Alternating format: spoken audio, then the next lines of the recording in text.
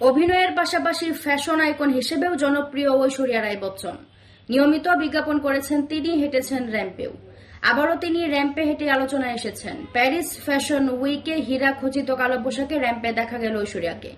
র্যাম্পে তার এই উপস্থিতি প্রশংসা করেছে নেটিজেনদের।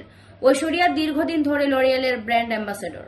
সোমবার মনীষ মালহোত্রার ডিজাইন করা পোশাকে পণ্যর দূত হিসেবে অংশ নিয়েছিলেন তিনি। কালো শেরওয়ানিতে ঐশ্বরিয়ার সৌন্দর্যের মুগ্ধতা ছড়িয়েছে।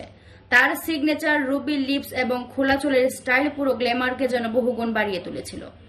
ঐশ্বরিয়ার একটি ভিডিও প্রকাশ হয়েছে এবং তা বারবার শেয়ার হচ্ছে সামাজিক যোগাযোগ মাধ্যমে। ঐশ্বরিয়ার পোশাক নিয়ে মনীষ মালহোত্রা বলেন, এই লুক ভারতীয় শেরওয়ানিকে নতুনভাবে উপস্থাপন করেছে। কাস্টম শেরওয়ানি হলো একটি ক্যানভাস যেখানে স্ট্রাকচার ও কোমলতার সংমিশ্রণ আছে। 10 ইঞ্চি লম্বা ডায়মন্ড জোড়ানো হাতে ডিজাইন আধুনিক রাজকীয়তার প্রতীক হিসেবে বোঝানো হয়েছে। মূলত হাতের অংশে এই ডিজাইন অলংকারের মতো কাজ করেছে। এটা একই সঙ্গে শক্তি এবং সংবেদনশীলতা দুটি বিষয় তুলে ধরে।